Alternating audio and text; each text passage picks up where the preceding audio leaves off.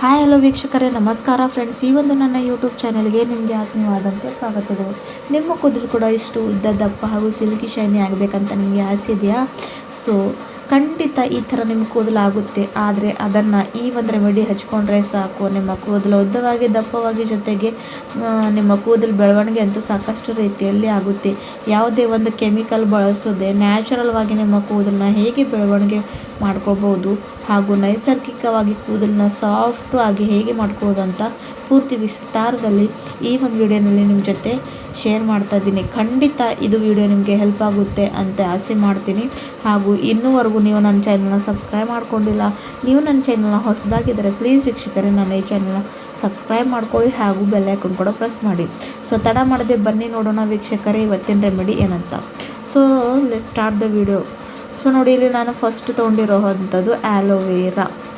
ನೋಡ್ತಿರಲ್ವ ಎಷ್ಟು ಚೆನ್ನಾಗಿರುವಂಥ ಉದ್ದವಾಗಿ ದಪ್ಪವಾಗಿ ಆ್ಯಲೋವೇರಾ ಇದೆ ಎಲ್ಲ.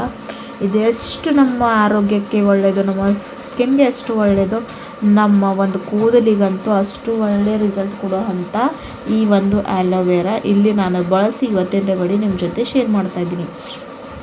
ಸೊ ಇಲ್ಲಿ ನೋಡಿ, ನಾನು ಏನದು ಯೆಲ್ಲೋಯಿಶ್ ಭಾಗ ಇದೆ ಅಂದರೆ ಅರಿಶಿನ ಭಾಗ ಏನಿದೆಯಲ್ಲ ಅದನ್ನು ತೆಗೆದು ಹಾಕಿ ಸೈಡ್ಗಿರುವಂಥ ಪಾರ್ಟ್ಸ್ ಕೂಡ ಕಟ್ ಮಾಡ್ಕೋತಾ ಇದ್ದೀನಿ. ಅಂದರೆ ಚೆನ್ನಾಗಿ ಇದು ನಮಗೆ ಬೇಕು, ಇದ್ರ ಜೆಲ್ ಬೇಕು ನಮಗೆ. ಸೊ ಒಳಗಡೆ ಏನು ವೈಟ್ ಇರುವಂಥ ಜೆಲ್ ಇರುತ್ತೆಲ್ಲ, ಅಂಶ ಇರುತ್ತೆಲ್ಲ, ಆ ಒಂದು ಪಾರ್ಟ್ ನಮಗೆ ಬೇಕು. ಸೊ ಸೈಡ್ಗಿರೋವಂಥ ಎಲ್ಲ ಭಾಗವನ್ನು ಕಟ್ ಮಾಡಿಕೊಂಡು ಮಧ್ಯದಲ್ಲಿರೋ ಅಂಥ ವೈಟ್ ಇರೋ ಅಂಥ ಒಂದು ಭಾಗ ಅಂದರೆ ಜೆಲ್ನ ನಮಗೆ ಇಲ್ಲಿ ಈ ಒಂದು ರೆಮಿಡಿ ರೆಡಿ ಮಾಡೋಕ್ಕೆ ಬೇಕಾಗ್ಬೋದು ವೀಕ್ಷಕರು. ಸೊ ಅದನ್ನು ತೆಗಿಯೋಕ್ಕೆ ತೊಗೊಂಡಿನಿ. ಇವಾಗ ನೋಡಿ, ಈ ಥರ ಲೇಯರ್ ಮ್ಯಾಲಿಂದ ಲೇಯರ್ ಏನಿದೆ ಅದು ಕಟ್ ಮಾಡ್ಕೊಂಡಾಯಿತು ಚೆನ್ನಾಗಿ. ಇವಾಗ ಇದಕ್ಕೆ ಏನು ಮಾಡಬೇಕು ಅಂದರೆ ಒಂದು ಮಿಕ್ಸಿ ಬೌಲ್ಗೆ ಹಾಕ್ಕೋತಾ ಇದ್ದೀನಿ ಡೈರೆಕ್ಟ್. ಯಾಕಂದರೆ ನನಗೆ ಜೆಲ್ ಬೇಕಾಗಿದೆ. ಇದು ಸ್ವಲ್ಪ ದಪ್ಪಿರೋ ಅಂಥ ಆ್ಯಲೋವೇರಾ ಅಲ್ಲ. ಸೊ ನಮಗೆ ಸೀರಮ್ ಮಾಡಬೇಕಂದ್ರೆ ಜಾಸ್ತಿನೇ ಬೇಕಾಗುತ್ತೆ. ಸೊ ಹಾಗಾಗಿ ಸ್ವಲ್ಪ ಜಾಸ್ತಿ ಪ್ರಮಾಣದಲ್ಲಿ ಮಾಡಬೇಕು ಅಂತ ಇದನ್ನು ಡೈರೆಕ್ಟಾಗಿ ಮಿಕ್ಸಿ ಬೌಲ್ಗೆ ಹಾಕ್ಕೋತಾ ಇದ್ದೀನಿ. ನೋಡ್ಬೋದು ಎಷ್ಟು ಚೆನ್ನಾಗಿ, ಎಷ್ಟು ಜೆಲ್ ಥರ ಇದೆ, ಎಷ್ಟು ಅಂದರೆ ಒಂಥರ ಸ್ಟಿಕ್ಕಿ ಅಂತ ಇದೆ.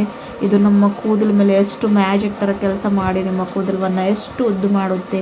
ಜೊತೆಗೆ ಕೂದಲಂತೂ ಸಾಫ್ಟ್ ಆಗುತ್ತೆ. ನೀವು ಯಾವುದೇ ಪಾರ್ಲರ್ಗೆ ಹೋಗಿ ಸಾಕಷ್ಟು ಹಣವನ್ನು ಖರ್ಚು ಮಾಡಿ ಕೆರಟಿನ್ ಟ್ರೀಟ್ಮೆಂಟ್ ತೊಗೊತೀರಾ, ಏನೇನೋ ಮಾಡ್ತೀರಾ, ಅಥವಾ ಸಾಕಷ್ಟು ಹಣ ಕೊಟ್ಟು ಸೀರಮ್ಸ್ ಕೂಡ ತರ್ತೀರಾ.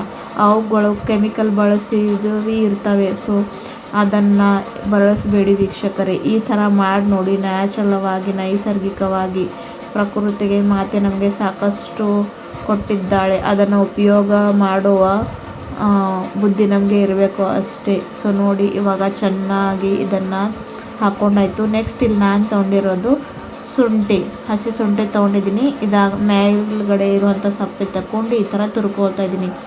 ಈ ಶುಂಠಿವನ್ನು ಕೂಡ ಎಷ್ಟು ನಮ್ಮ ಕೂದಲಿಗೆ ಒಳ್ಳೆಯದಂತ ಅಂದರೆ ಡ್ಯಾಂಡ್ರಫ್ ಇದ್ದರೆ ಕಡಿಮೆ ಮಾಡುತ್ತೆ, ಜೊತೆಗೆ ಕೂದಲಿಗೆ ರೀಗ್ರೋತ್ ಮಾಡೋಕ್ಕೆ ಹೆಲ್ಪ್ ಮಾಡುತ್ತೆ. 200% ಜಾಸ್ತಿ ಪ್ರಮಾಣದಲ್ಲಿ ಕೂದಲು ಬೆಳವಣಿಗೆ ಮಾಡುತ್ತೆ. ಅಷ್ಟೊಂದು ಒಳ್ಳೆ ಇರುತ್ತೆ ಈ ಒಂದು ಶುಂಠಿ. ಸೊ ನೋಡಿ, ಇದು ಅಂತೂ ನಮ್ಮ ಅಡುಗೆ ಮನೆಯಲ್ಲಿ ಇದ್ದೇ ಇರುತ್ತೆ. ನಾವು ಟೀ ಆಗಲಿ ಅಥವಾ ಎಣ್ಣೆ ನಮ್ಮ ಅಡುಗೆಯಲ್ಲಿ ಬಳಸ್ತಾನೆ ಇರ್ತೀವಿ. ಈ ಥರ ತೊಳ್ಕೊಂಡು ಇವಾಗ ಏನಂದರೆ ಇದನ್ನು ಕೂಡ ಜ್ಯೂಸ್ ತಗೋತೀನಿ.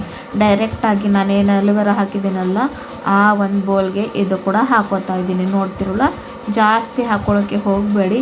ಹಾಗೂ ಯಾರಿಗೆಲ್ಲ ಶುಂಠಿಯಿಂದ ಜಿಂಜರಿಂದ ಅಲರ್ಜಿ ಇದೆ ಅಂತ ಅಂದರೆ ಅವರು ಈ ಒಂದು ಜಿಂಜರ್ ಅಂದರೆ ಶುಂಠಿಯನ್ನು ಸ್ಕಿಪ್ ಮಾಡ್ಕೋಬಹುದು, ಏನೂ ಪ್ರಾಬ್ಲಮ್ ಆಗೋದಿಲ್ಲ. ಇಲ್ಲ ಅಂದರೆ ಯಾರಿಗೂ ಏನೂ ಪ್ರಾಬ್ಲಮ್ ಇಲ್ಲ, ಎಲರ್ಜಿ ಇಲ್ಲ ಅಂದರೆ ಅವರು ಈಸಿಯಾಗಿ ಹ್ಯಾಪಿಯಾಗಿ ಇದನ್ನು ಹಾಕ್ಕೊಳ್ಬೋದು.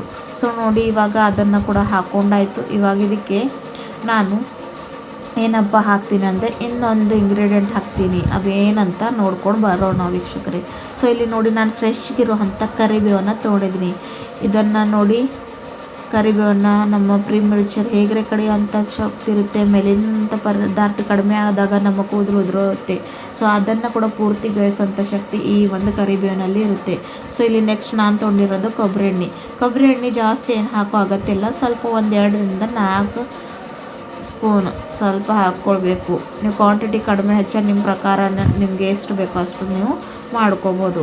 ಸೊ ನೋಡಿ, ಅದನ್ನು ಹಾಕ್ಕೊಂಡು ಚೆನ್ನಾಗಿ ಮಿಕ್ಸಿ ಮಾಡ್ಕೊಂಡು ಬಂದಿದ್ದೀನಿ. ಎಷ್ಟು ಒಳ್ಳೆ ಇರೋ ಅಂಥ ಪೇಸ್ಟ್ ರೆಡಿ ಆಗಿದೆ ಅಂತ ಇಲ್ಲಿ ನೀವು ನೋಡ್ಕೋಬೋದು. ಇವಾಗ ಇದಕ್ಕೆ ಒಂದು ಬೌಲ್ ತೊಗೊಂಡಿದ್ದೀನಿ. ಸೊ ನೋಡಿ, ಜಾರೆಯಿಂದ ಸೋಸ್ಕೊಂಡ್ರೆ ನಾವು ಸ್ವಲ್ಪ ಏನು ಪದಾರ್ಥಗಳು ಇದೆಯಲ್ಲ ಅದು ಅದರಲ್ಲೇ ಹಾಗೆ ಉಳಿದು ಹೋಗುತ್ತೆ. ಸೊ ಈ ಥರ ಬಟ್ಟೆನ ತೊಗೊಂಡು ಮಾಡಿಕೊಂಡ್ರೆ ಸಾಕಷ್ಟು ಈಸಿ ಪ್ರಮಾಣದಲ್ಲಿ ಯಾವುದೇ ಒಂದು ಲಮ್ಸ್ ಇಲ್ಲದೆ, ಯಾವುದೇ ಒಂದು ಏನೂ ಇಲ್ಲದೆ ಚೆನ್ನಾಗಿರೋ ಅಂಥ ಪ್ಯೂರ್ ಇರೋ ಅಂಥ ಸೀರಮ್ ನಮ್ಮನ್ನು ಸಿಕ್ಬಿಡುತ್ತೆ. ಆದಷ್ಟು ಬಟ್ಟೆಯಿಂದ ಮಾಡೋಕ್ಕೆ ಪ್ರಯತ್ನ ಮಾಡಿ. ಇಲ್ಲ ಅಂದರೆ ನೀವು ಜಾರೆಯಿಂದ ಮಾಡ್ಕೋತೀರಿ ಅಂದರೂ ಕೂಡ ಏನೂ ಪ್ರಾಬ್ಲಮ್ ಇಲ್ಲ. ಯಾಕಂದರೆ ಸೀರಮ್ ಬಾಟಲ್ನಲ್ಲಿ ಹಾಕಿದಾಗ ಡೈರೆಕ್ಟಾಗಿ ಹಾಗೆ ಅಪ್ಲೈ ಮಾಡ್ಕೊಳ್ಬೇಕಲ್ಲ, ನಾವು ಕೈ ಹಚ್ಚೋ ಹಾಗಿಲ್ಲ ಇದಕ್ಕೆ. ಸೊ ಈ ಥರ ತೆಕ್ಕೊಂಡ್ರೆ ನೋಡಿ ಎಷ್ಟು ಈಸಿಯಾಗಿ ಬರ್ತಾಯಿದೆ ಅಂತ ನೀವು ಇಲ್ಲಿ ನೋಡಬಹುದು.